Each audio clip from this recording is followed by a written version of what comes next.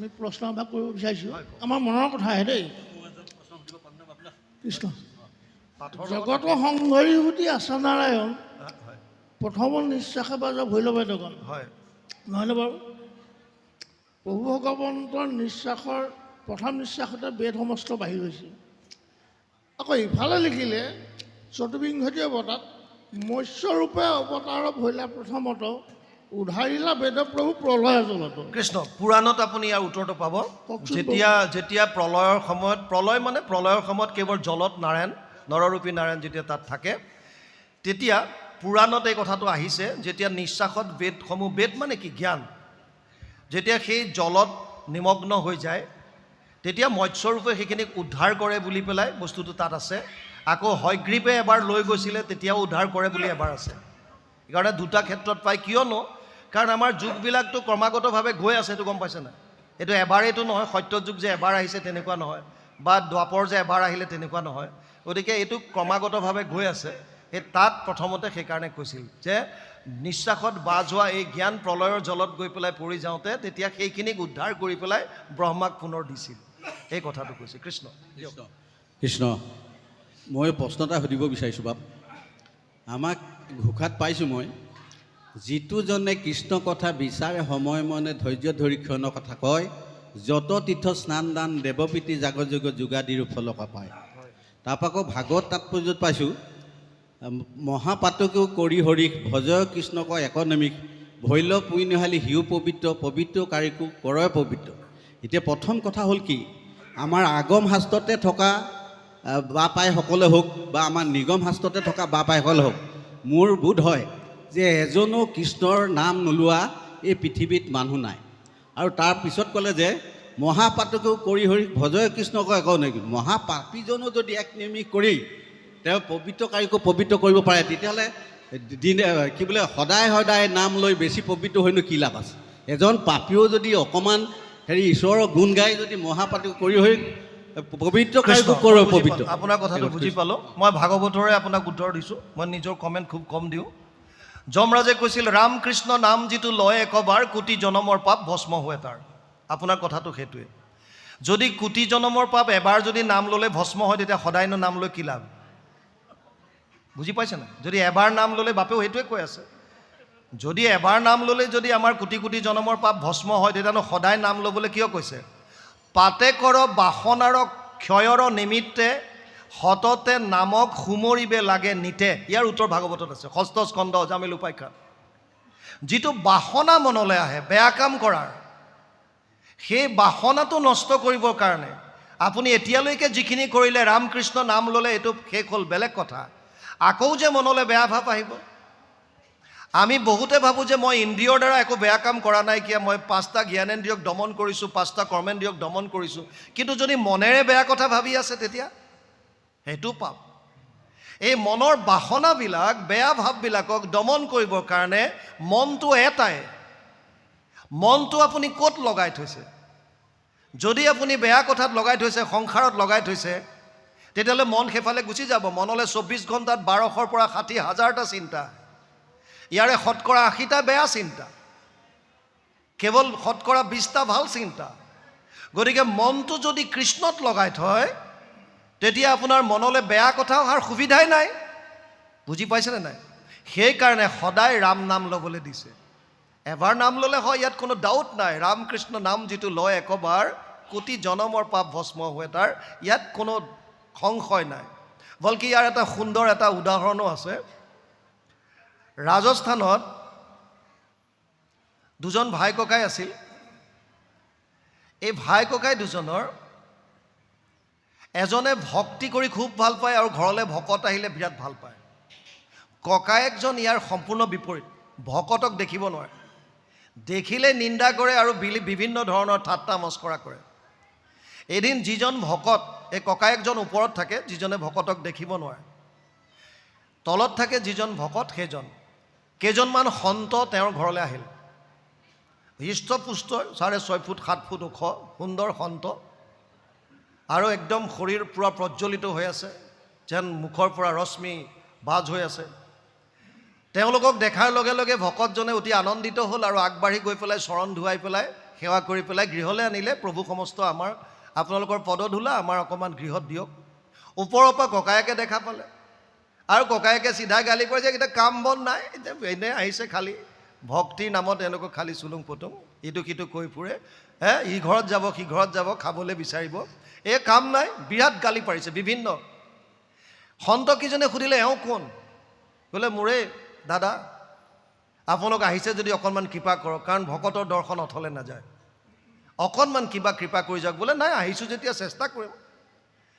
আৰু সন্তজন ওপৰলৈ ষ্টেয়াৰ কেছেদি উঠাৰ লগে লগে ককায়েকে গম পালে যে মোৰ ওচৰলৈকে আহিছে। সি পটকৈ ৰুমৰ ভিতৰত সোমাই পেলাই গালি পৰা আৰম্ভ কৰিছে, হুক বন্ধ কৰি দিলে। সন্তজন হৃষ্টপুষ্ট, গতিকে বাহিৰৰ পৰা দুৱাৰত ভুকুৱাই কৈছে দুৱাৰ খোল, নহ'লে দুৱাৰ ভাঙি হ'লেও সোমাম, আহিছোঁ যেতিয়া আজিতো কৃপা কৰিমেই, ৰক্ষা নাই, জোৰ জবজ। তাৰপিছত যেতিয়া খোলা নাই, একদম জোৰতকৈ ধাক্কা মাৰি দিলে, সি তলত বাগৰি পৰিল ভিতৰত, আৰু ওপৰত সন্তজন বহি লৈ তাৰ ডিঙিত চেপা মাৰি দি কৈছে ৰাম নাম ল, ৰাম বুলি উচ্চাৰণ কৰ। সি কৈছে ৰাম ল, ৰাম নাম ল, আৰু উচ্চাৰণ কৰিলে শেষত প্ৰাণৰ পৰা বাচিবৰ কাৰণে উপায়ন্তৰ হৈ গ'লে ৰাম ৰাম, বোলে বছ হৈ গ'ল। তই খালি এটা কথা মনত ৰাখিবি, এতিয়া তই যিটো ৰাম নাম ললি, যদি কেতিয়াবা এনেকুৱা পৰিস্থিতি আহি যায় যিটো সময়ত তোক এই ৰাম নামৰ বিনিময়ত কোনোবাই কিবা দিব বিচাৰিব, তই নলবি পটককৈ, এইটো মনত ৰাখ খালি, বছ হৈ গ'ল। আৰু ভকতকেইজন গুচি গ'ল। ভায়েকক কৈ গ'ল যে চিন্তা নাই, পৰম গতি লাভ কৰিব, প্ৰভুৱে কৃপা কৰিব, আৰু সেই বুলি গুচি গ'ল। কিছুদিনৰ পিছত মদ ভাং চব খাই থাকে, লিভাৰ কিডনী চব ফেইল, গতিকে গ'ল, প্ৰাণ গ'ল। যমলোকত যোৱাৰ লগে লগে যমে চিত্ৰগুপ্তক মাতি ক'লে ইয়াৰ চা ৰেকৰ্ডবিলাক উলিয়া, আৰু খাতা পত্ৰ উলিয়াই পেলাই চালে, ছাৰ্ভিচ বুক চেক কৰি পেলাই ক'লে যে এইটোতো গোটেই জীৱনত চব পাপ কামেই কৰিলে, কেৱল মাত্ৰ সন্তৰ সংগ পাই এবাৰ মাত্ৰ ৰাম নাম লৈছে। তাক ক'লে যে তোৰ গোটেই জীৱনটো অপৰাধে, পাপেই, তই নৰকত যাব লাগে, কিন্তু অলপ সময়ৰ কাৰণে স্বৰ্গপ্ৰাপ্তি হ'ব তোৰ, তই ৰাম নাম ললি যে।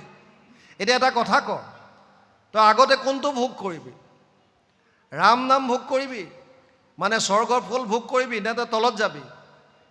আৰু তেতিয়া ক'লে যে মই প্ৰথমতে মোক এটা কথা কোৱা যে মই কি এই ৰাম নামৰ যিটো ফল তোমালোকে দিম বুলি কৈছা, এই ৰাম নামৰ মূল্যটো কিমান আগতে সেইটো কোৱা।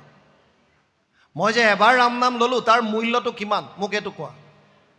এতিয়া যম আচৰিত হৈ গ'ল, মইতো মূল্য হিচাপে কিমান দিম এতিয়া, সেইটোতো মই ক'তো পোৱা নাই তেনেকৈ। জানো যে ৰাম নাম ল'লে পাপবিলাক সমস্ত হয়, ই যিদিনা ৰাম নাম ল'লে তাৰ চাগে আগৰ পাপ শেষ হ'ল, পিছত আকৌ জীয়াই থাকোঁতে আকৌ পাপ কৰি আছে, গতিকে এই পাপৰ ফল ভোগ কৰিব লাগিব। এতিয়া ইয়াক মই কি ক'ম? এতিয়া তে ক'লে যে এইটো মই নাজানো। দেৱৰাজ ইন্দ্ৰক স্মৰণ কৰিলে, দেৱৰাজ আহি গ'ল, ক'লে কি হ'ল যমৰাজ? বোলে এনেকুৱা এনেকুৱা ঘটনা, এই এবাৰ ৰাম নাম লৈছিল, এতিয়া কৈছে ইয়াৰ মূল্য কিমান দিবা। দেৱৰাজে ক'লে মই নাজানো। ব্ৰহ্মাৰ ওচৰত গ'ল, ব্ৰহ্মাই নাজানে। শিৱৰ ওচৰত গ'ল, পৰম বৈষ্ণৱ, তেওঁ জানিব পাৰে। নিম্ন গানম যথা গংগা দেৱানাম অচ্যুত যথা বৈষ্ণৱানাম যথা শম্ভু পুৰাণম ইদম তথা। 12, 13, 16 দ্বাদশ স্কন্ধ ত্ৰয়োদশ অধ্যায় 16 নম্বৰ শ্লোকত লিখিছে, নদীৰ ভিতৰত যেনেকৈ শ্ৰেষ্ঠ গংগা বুলি কয়, দেৱতাৰ ভিতৰত যেনেকৈ কৃষ্ণক শ্ৰেষ্ঠ বুলি কয়, বৈষ্ণৱৰ ভিতৰত যেনেকৈ শম্ভু বা শিৱক শ্ৰেষ্ঠ বুলি কয়, তেনেকৈ পুৰাণৰ ভিতৰত ভাগৱত শ্ৰেষ্ঠ। গতিকে বৈষ্ণৱৰ ভিতৰত শ্ৰেষ্ঠ বুলি ভাগৱতে শিৱক ঘোষণা কৰি থৈছে। শিৱৰ ওচৰত গ'ল, শিৱক ক'লে যে ৰাম নামৰ তুমি মূল্য কিমান দিবা? বোলে এইটো ময়ো নাজানিম, ব'লা যিজনৰ নাম লৈছে তালৈকে যাওঁ। আৰু সেই পাপী আত্মাটো লৈ তেওঁলোক আটাইকেইজন ব্ৰহ্মা, শিৱ, ইন্দ্ৰ, যমৰাজ চব বৈকুণ্ঠ পালেগৈ। প্ৰভু ভগৱন্তই আটাইকেইজনক দেখা পাই পেলাই নামি আহি কৈছে, এই মনুষ্যজনক কিয় লৈ আহিছা? এওঁ কোন? কৈছে এইটোৱেতো সাংঘাতিক কাল, ইয়ে যৎকুটৰ ঘাই, এতিয়া যি কৰিছে খেলি মেলি এওঁৰ কাৰণে হৈছে। কি কৰিলে? গোটেই জীৱনটো পাপ কাম কৰিলে, এবাৰ কেইজনমান সন্তৰ তাগিদাত পৰি ৰাম নাম ল'লে, এতিয়া কৈছে মূল্য কিমান দিবা? এতিয়া ভগৱানে ক'লে তাক এইটো কান্ধত গৈছে, নমাই দিয়া, মোৰ ওচৰলৈ আহা। কোলাত বহুৱাই ল'লে। ব্ৰহ্মাই কৈছে মূল্য কিমান সেইটো কোৱা। ভগৱানে কৈছে ব্ৰহ্মাদেৱ তুমি এতিয়াও বুজি পোৱা নাই, যিজনে এবাৰ ৰাম নাম লোৱাৰ পাছত স্বৰ্গ মৰ্ত্য ব্ৰহ্মলোক চব পাৰ হৈ আহি পেলাই বৈকুণ্ঠত আহি মোৰ কোলাত স্থান পালে, আৰু তাতকৈ ৰাম নামৰ মহত্ব আৰু মূল্য কি লাগে? সেইকাৰণে ৰাম নামৰ মহত্ব আছে, কিন্তু ঘটনা হ'ল ভাগৱতে কৈছে সদায় ল'ব লাগিব। সদায় কিয়? এইটো এটা ডাঙৰ অভ্যাস। দ্বিতীয় লজিকটো শুনক, এইটো এটা। দ্বিতীয় কাৰণ শুনক, চব শাস্ত্ৰৰ মতে শুনক। অষ্টম অধ্যায় গীতা 5 নম্বৰ শ্লোকত ভগৱানে কৈছে অন্তকালেশ মামেবম স্মৰণ মুক্ত কলেবৰম ইয় প্ৰয়াতি স মদভাৱম ইয়াতি নাস্তিত্ৰ সংশয়। শেষ মুহূৰ্তত যোনে মোৰ নাম লয় সি মোক পাব। এতিয়া আপুনি মই যদি ভাবোঁ যে শেষ মুহূৰ্তত কৃষ্ণৰ নাম ল'ম, এতিয়াৰ পৰা নলওঁ, তেতিয়া পৰম গতি লাভ কৰিম। শেষ মুহূৰ্তত আপোনাৰ মনলৈ কৃষ্ণৰ নাম আহিবনে নাই? উদাহৰণৰ দ্বাৰা বুজক। ৰাজস্থানত এজন মহাজন আছিল, বেপাৰী। ই ক'ৰবাত অজামিল উপাখ্যান শুনিলে, আৰু অজামিল উপাখ্যান শুনি পেলাই তাত গম পালে যে পিতেকৰ নামটো নাৰায়ণ থৈছিল। নাৰায়ণ বুলি মাতোতে ই পুনৰ জীৱিত হৈ গ'ল। সেইকাৰণে কি কৰিলে, নিজৰ 4টা পিতেকৰ নাম ভগৱানৰ নামত ৰাখিলে, গোপাল, গোবিন্দ, মাধৱ আৰু জনাৰ্দন। কিয়? যে মৃত্যুৰ সময়ত আন পাহৰিলেও মই ল'ৰাকেইটাৰ নাম ল'বলৈ নাপাহৰোঁ। কিন্তু সদায় কি চিন্তাত থাকে? দোকানখনৰ বেপাৰ, কেৱল দোকান দোকান দোকান দোকান। কিন্তু নামকেইটা ৰাখিছে এটা লজিকত ৰাখিছে যে শেষ মুহূৰ্তত মই ল'ৰাকেইটাৰ নাম ল'ম, ল'ৰাকেইটাৰ নাম ল'লে মোৰ মৃত্যু হ'লে আৰু মই পৰম গতি লাভ কৰিম। মৃত্যুৰ সময়ত গম পাইছে, প্ৰায়বিলাকে নৰ্মেল ডেথত গম পায় যে মই বেছি সময় জীয়াই নাথাকোঁ। সেইকাৰণে বিয়া দিয়া ছোৱালী হওক, আঁতৰত থকা ল'ৰা হওক, মাতিবলৈ কয়, অমুকক মাতি দে, ছোৱালীজনীক মাতি দে, তোৰ বাইদেউহঁতক মাত, খুৰাহঁতক মাতি দে, জানে যে মই যাম। আৰু সেইদিনা বুঢ়াজনে গম পাইছে যে মই আৰু বেছি সময় নাথাকোঁ। সেইকাৰণে ডাঙৰ ল'ৰাটোক মাতিলে, গোপাল। গোপাল আহি উপস্থিত। তই আছ? গোবিন্দ, দ্বিতীয় ল'ৰাজনো আহিল, দেউতা। মাধৱ, তৃতীয়জনো আহিল, তেতিয়ালৈকে প্ৰাণ ওলোৱাই নাই। জনাৰ্দন, চতুৰ্থটো আহিল। যেতিয়া 4টা ল'ৰা ঘৰত দেখিলে, তেতিয়া বুঢ়াই কৈছে, তহঁত 4টা ঘৰত আছ, দোকান খুলিবলৈ কোন গ'ল? আৰু যেতিয়া দোকানৰ কথা মনলৈ আহিল, তেতিয়াই লগতে চেটেপ। বুজি পালে নাই? তাৰ মানে যিটো অভ্যাস কৰিব শেষ মুহূৰ্তত সেইটোহে। আপুনি যদি কমলা গছৰ পুলি এটা ৰুই বা নেমুৰ পুলি এজোপা ৰুই তাত সাৰ পানী দি আছে আৰু ভাবিছে যে ইয়াৰ ফলটো কমলা লাগিব, এইটো অসম্ভৱ। সেইকাৰণেও আমি সদায় ৰাম নাম ল'ব লাগে, যাতে শেষ মুহূৰ্ততো আমাৰ মনটো প্ৰভুৰ চৰণত নিমগ্ন হৈ থাকে। কাৰণ যম যম আপি স্মৰণ ভাৱম তেজতন্তে কলেবৰম তম তমে বেতি কৌন্তেয় সদাতত ভাৱ ভাবিতা। অষ্টম অধ্যায় 6 নম্বৰ শ্লোক গীতা। মৃত্যুৰ সময়ত যোনে যিটো ভাৱ লৈ পেলাই শৰীৰ ত্যাগ কৰে, পিছৰ জন্মত তেওঁ সেই শৰীৰটো লাভ কৰে। বুজি পাইছেনে? গতিকে এনেকুৱা বহুতো তেনেকুৱা উদাহৰণ আছে। সেইকাৰণে বাপজনে যিটো প্ৰশ্ন কৰিছিল তাৰ উত্তৰৰ লগত সামঞ্জস্য সেইখিনি। বাপ বান্ধৱ আইমাতৃ সমস্ত অকণমান পাঠ আছে, পাঠখন যাওক, অধ্যায় পঢ়িব।